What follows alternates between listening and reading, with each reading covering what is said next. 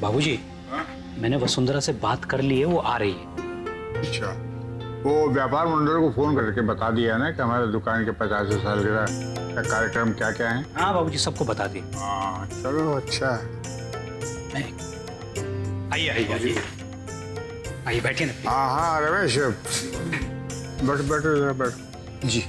मैं ये कह रहा था कि वसुंधरा भी पुरानी बातों को भूलकर जीवन में आगे बढ़ चुकी है।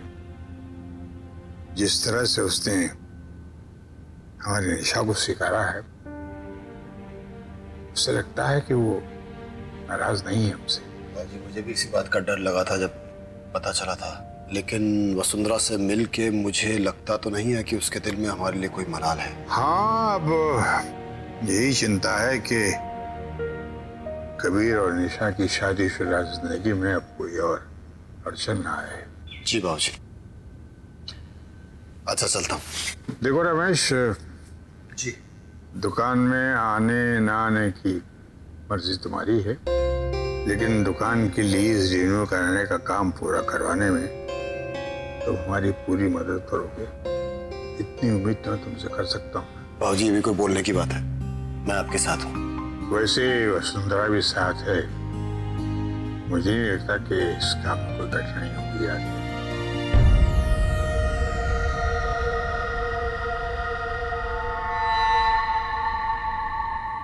ऑटो भैया, अरे भैया रोको, अरे भैया। भगवान करे इनको कभी इतना पसीना बहे जितना मेरा बह रहा है।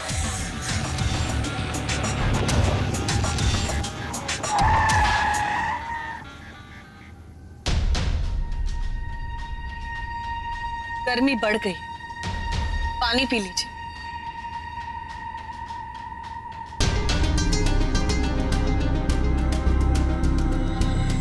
आइए अंदर बैठिए।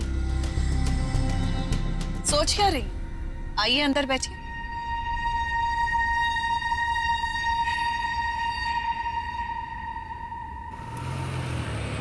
मुझे तो लगा था कि आप भी नाराज हैं हमसे। सही लगा था आपको। आपके और आपके बेटे ने जो सलूक किया है हमारे बेटे के साथ, उस हिसाब से तो हमें आपसे नफरत करनी चाहिए। ये तो गंगवार खानदान का बड़प्पन है कि आपको इतनी दया दिखा दी, वरना अगर हम होते तो छोड़ते नहीं आपको। क्या हुआ? आपका तो रंग ही उतर गया।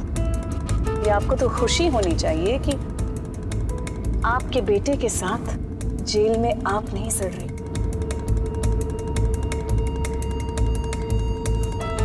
देखिए वसुंधरा जी, आप ऐसा बिल्कुल मत सोचिए। मेरे और मेरे बेटे की दुश्मनी गंगवाल से है। कबीर तो मेरा बेटे की तरह है। आप ये सब भूल जाइए। और वैसे भी आपको तो खुश होना चाहिए, अंत में जीत तो आपके बेटे की हुई है ना। हमने सुना है कि आप अपने बेटे को जेल से छुड़ाने के लिए यहाँ वहाँ हाथ पैर मार रहे हैं, और अब तक नाकामयाब रही हैं आप इस काम में। आपको तो सब पता है। हमें तो वो भी पता है जो किसी को नहीं पता। आपकी जानकारी के लिए बस इतना बता दे कि हमें एक ऐसा इंसान पता है जो आपके बेटे को जेल से निकलवाने में आपकी मदद कर सकता है। कौन है वो इंसान? बताइए ना। वो इंसान आपके सामने बैठा है। क्या करना है मुझे बताइए। आप जो कहेंगे मैं करने को तैयार हूँ। अरे वाह, आप उतनी बेवकूफ नहीं है जितना कि दिखती है। कह लीजिए, आज जो कुछ भी कहना है, आज आपकी बारी है। और इस बारी के लिए बहुत इंतजार किया है हमने। So for starters, Gangwar jewellers के पिछले 5 साल की बैलेंस शीट चाहिए हमें। मैं लाके दूंगी आपको। ड्राइवर, याद रखिए, इस बात की किसी को कानो कान खबर नहीं होनी चाहिए। अगर किसी को पता चला तो फिर आपके बेटे और पति के जैसे आप भी जेल। हाँ हाँ, मैं जानती हूँ। आज ही आपको बैलेंस शीट मिल जाएगी। Thank you.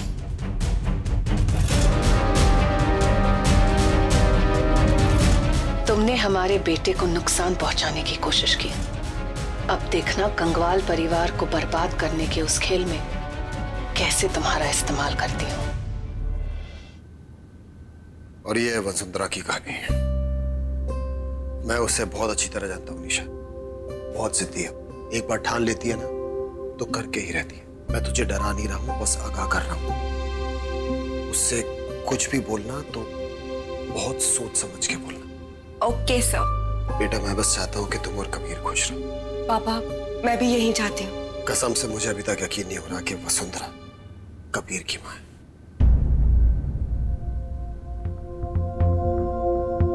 क्या हुआ माँ? कुछ नहीं।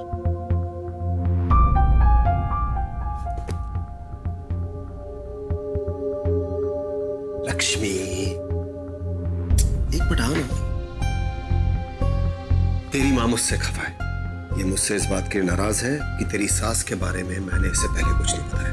हाँ बताना चाहिए था ना। अरे बाबा अगर हमारे बीच कुछ होता तो बताता ना।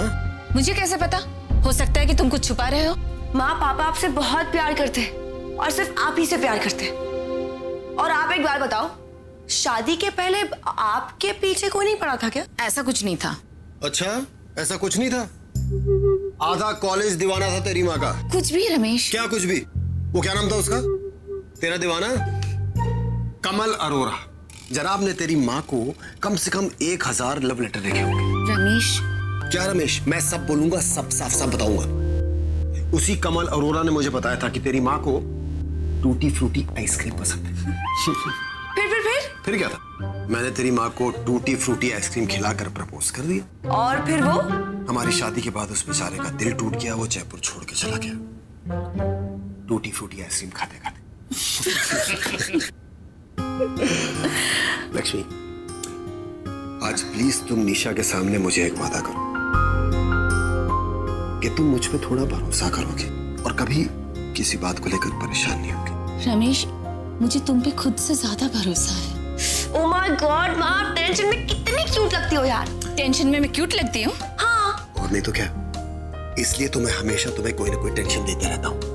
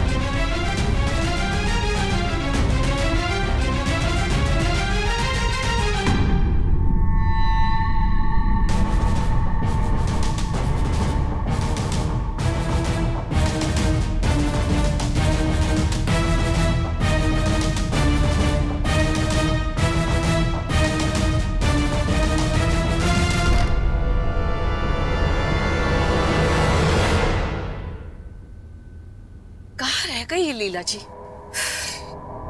Leave this.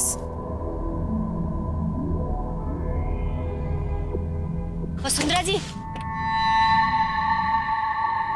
सॉरी, मुझे तो लगा था कि दिल्ली के ऑटो वाले ही परेशान करते हैं, लेकिन ये जयपुर वाले भी कम नहीं है।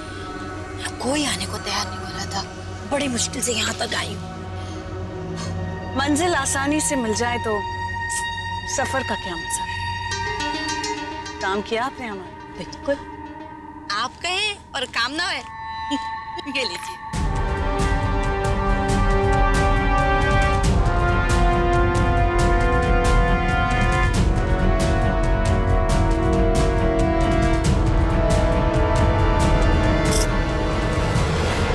थैंक यू लीला जी। अब ये फाइल वहां जाकर रख दीजिए जहां से आप लेकर आई थी। वो तो मैं रख दूंगी, लेकिन ये फोटो क्यों खींच रही थी आप?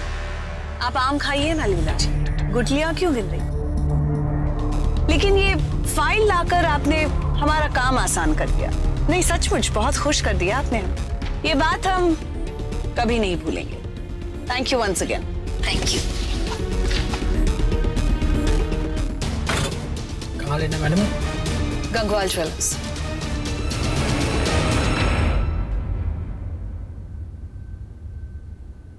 भाजी आई नहीं वसुंधरा? अरे यार वो जब आएगी तब आएगी। वकील साहब कहाँ हैं? वकील साहब? क्या यार मोहन, तुम्हें कल रात डिनर पे मैंने कहा था कि सुबह दुकान आओगे तो वकील साहब को लेके आना। अरे वीरेन वकील को फोन करो, उससे कहो कि दफ्तर में जल्दी से आए। जी बाबूजी।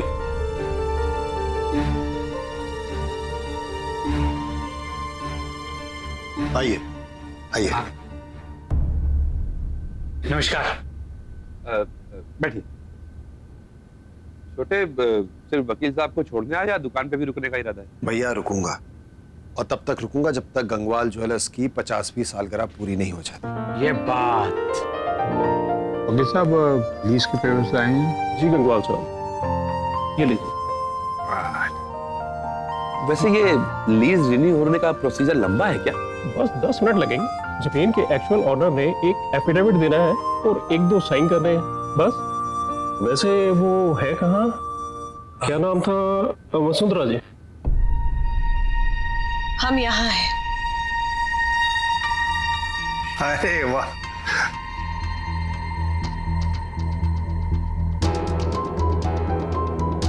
अरे बेटी वहां क्यों खड़ी हो? आगे बैठो ना। आओ आओ। जी खुश रहो, बैठो। कुछ चाय ठंडा पियोगी? नहीं बस शुक्रिया। तो कहाँ करने हैं साइन? एक यहाँ पे करना होगा, दूसरा यहाँ पे करना होगा। ये रहा पेन।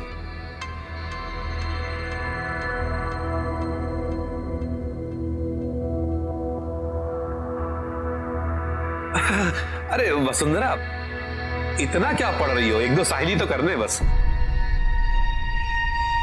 साइन तो हम कर ही देंगे, पहले काम की बात करें। वकील साहब ऐसा है, मैं एक कागज आपके दफ्तर में डाल दूंगा। जी नमस्ते।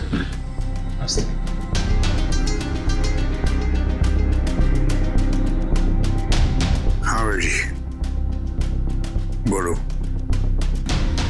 छोटी सी एक कहानी है, छोटा सा एक किस्सा। अकेले तुम ही नहीं, हमारा भी है हिस्सा।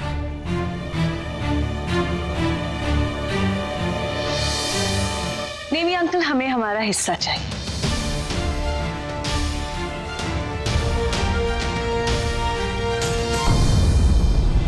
क्या हुआ? आप लोग ऐसे चौंक क्यों गए? हमने कोई गलत बात थोड़ी ना की है। भैया, इतने सालों से आप लोग हमारी जमीन पर बिजनेस कर रहे हैं। इतना बड़ा मकान, ये दुकान, वेयरहाउस बनाया है। काफी प्रॉफिट्स बनाए होंगे ना आपने? प्रॉफिट? अरे कहाँ वसुंधरा, इतनी महंगाई है, सोना आजकल खरीदता कौन है? हा? अरे हम लोग तो खुद सोच रहे हैं कि कोई दूसरा बिजनेस शुरू करे तो कम से कम प्रॉफिट तो आना शुरू हो। एक अरसा हो गया प्रॉफिट देखे हुए। पिछले साल 72%, उसके पिछले साल 80%, और इस साल 75% तो हो ही जाएगा। नेमी अंकल ठीक कह रहे हैं ना हम? वीरेंद्र भाई साहब, एक मिनट। भाई साहब, ये हमारे अकाउंट्स की कुछ ज्यादा स्टडी करके नहीं आए? हाँ यार। कौन भैया? आपकी ये खुसुर फुसुर करने की आदत गई नहीं अब तक। हम भले ही यहाँ ना रहते हो, गंगवाल ज्वेलर्स की reputation, annual sales, annual profits, हर चीज जानते हैं। तुम्हें हमारे अकाउंट्स के प्रॉफिट्स तो दिख गए, लेकिन बाबूजी और हम तीनों भाइयों की मेहनत नहीं दिखी। ये सब भैया हम नहीं जानते और ना हम जानना चाहते हैं। हम बस इतना जानते हैं कि गंगवाल ज्वेलर्स को जो भी प्रॉफिट हुई हमारे जमीन पर हुई। सुंदरा, ये जमीन तुम्हारे पिताजी ने हमको दी थी काम शुरू करने के लिए। भाई से बढ़कर दोस्त था वो मेरा। नहीं अंकल, आजकल के जमाने में ये दिल, दोस्ती, मोहब्बत, ये सारी चीजें कहाँ मायने रखती है। फिर भी हम आपकी और पापा की दोस्ती का मान रखते हुए चलिए आपको 1 हफ्ते की मोहलत दे देते हैं। आप हमें हमारा हिस्सा दे दीजिए, हम पेपर्स पर साइन कर देंगे। कितना हिस्सा चाहिए तुम्हें? इस साल और आगे आने वाले हर साल के प्रॉफिट्स में से 60%।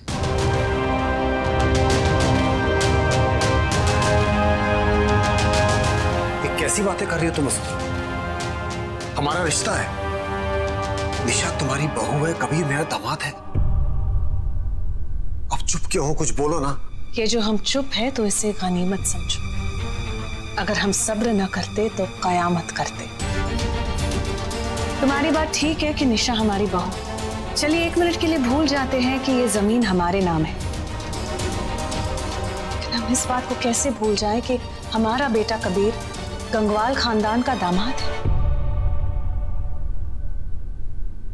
हमारी खातिर ना सही, लेकिन आप अपने दामाद के खातिर तो ये कर ही सकते हैं। 1 हफ्ता है आप लोगों के पास, सोचकर बताइए।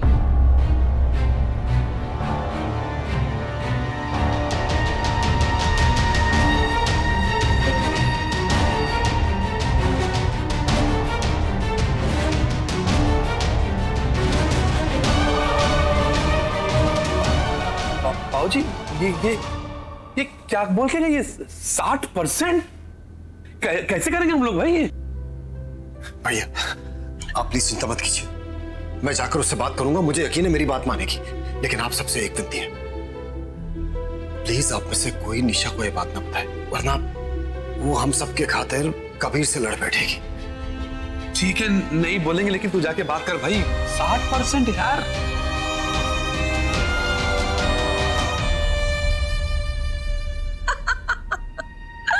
सबके मुंह देखने लायक थे, पता है? नेमी अंकल, वीरेंद्र भैया, मोहन भैया और रमेश सब ऐसे बिहेव कर रहे थे जैसे पता नहीं कोई भूत देख लिया हो। स्पेशली जब हमने वो 60% वाली बात कही ना, सबके मुंह खुले के खुले रह गए। पता है जब शाम को ना सब लोग दुकान से घर आए थे ना, सबकी हालत खराब थी।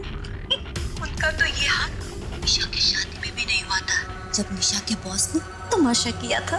निशा का बॉस? हाँ, कबीर ने नहीं बताया आपको?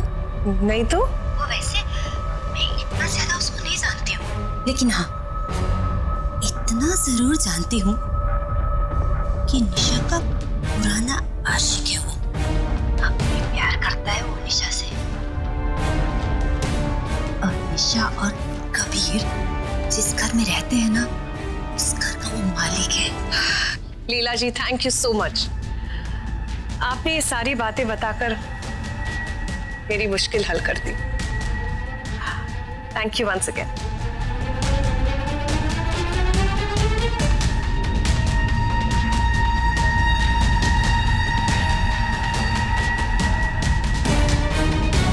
अब हम देखते हैं कि निशा और कबीर साथ साथ कैसे रहते हैं।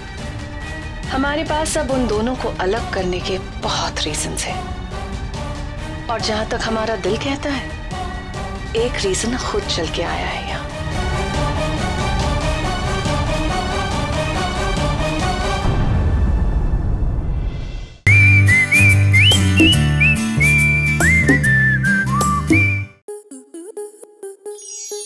स्टार प्लस के ऐसे ही और बेहतरीन लम्हे देखने के लिए सब्सक्राइब करें हमारे YouTube चैनल को।